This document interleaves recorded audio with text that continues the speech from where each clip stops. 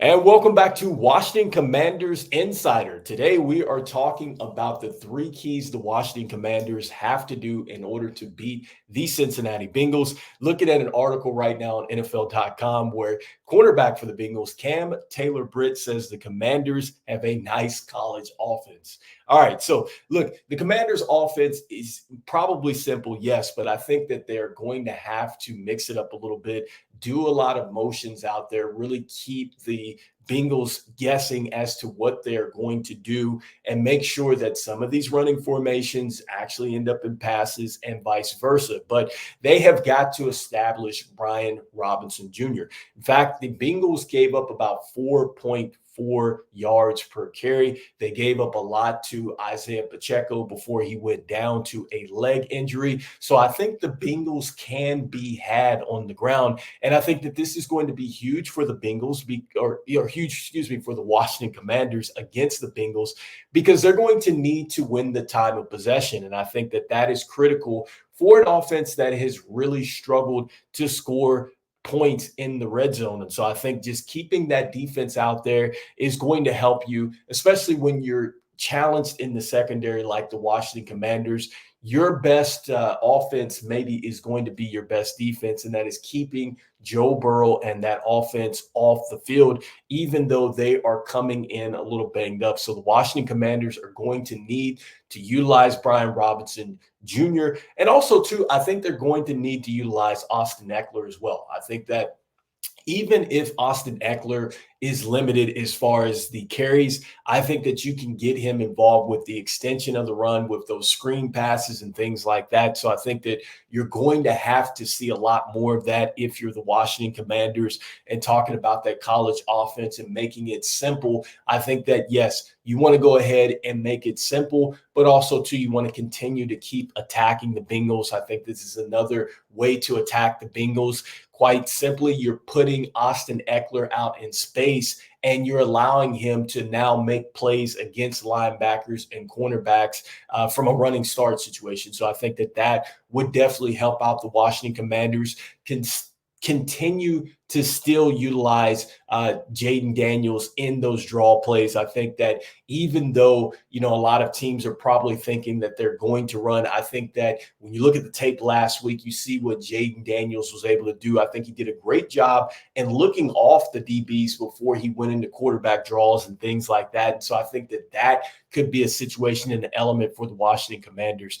Next up, the next thing that the Washington Commanders are going to have to do is limit Jamar Chase. And so I think that Jamar Chase had a tough game last week against the Chiefs. In fact, when you look at it, he had 4 receptions for 35 yards. He had a big penalty, but he just didn't seem himself in week 1. You're hoping that he doesn't seem himself now in week 3. I think that that is going to be huge for them, especially since T. Higgins is down with a hamstring injury. And so I would much rather have the tight ends try to make plays out there against us than to have Jamar Chase, because look at what Malik Neighbors was able to do. But that was on 18 targets. And so I wonder, will Joe Burrow be that locked in? I mean, he did throw it 36 times last week, but to throw it 18 times to Jamar Chase, I would have to think that even with the secondary being vulnerable for the Washington Commanders, they're going to probably send some doubles out there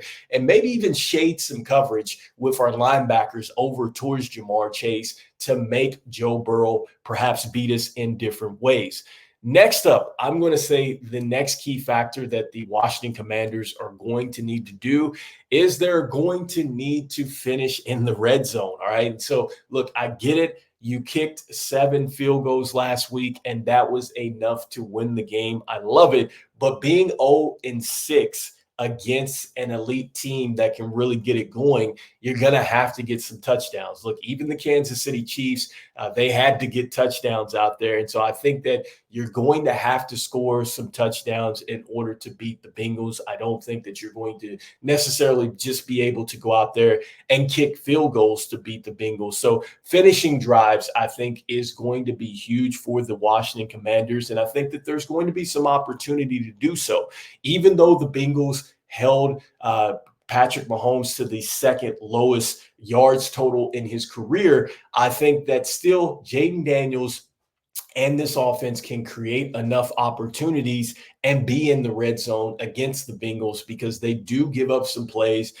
They were vulnerable to some chunk plays, which you saw that the Washington Commanders were able to get some chunk plays against the Giants. I think the Bengals defense is a lot better than the Giants, but still, I'm seeing some progression from Jaden Daniels, and I'm seeing the trust to now start to go down the field. He peppered Terry McLaurin with targets, so I think that that's going to continue, especially if you're going to beat the Bengals. He's going to have to go down the field to Noah Brown, Terry McLaurin, and even Zach Ertz. So I could see that they're going to be in the red zone and they've got to finish. For whatever reason, Jaden Daniels is getting sacked down there. I think he took 2 last week. He's going to have to avoid those and get the Washington Commanders into the end zone.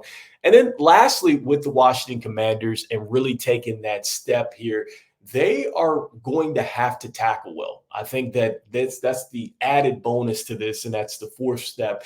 The Washington Commanders were terrible at tackling. And in fact, the fumble that the Commanders caused in the game last week against the Giants, that came from players being out of position, that came from players being beaten, but they were able to get back into the play and force a fumble, right? And so you have got to be able to tackle a lot better. And I think that, when you have a player like Zach Moss that's shown that he can do it at this level, I know he didn't have a great game against the Chiefs, only 12 carries for 34 yards, and then Chase Brown for 4 carries for 31 yards, but you'd have to think that they are going to really test our interior front. And I think that if we're able to tackle well, it's going to help Washington now because now you can turn the Bengals into a one-dimensional team.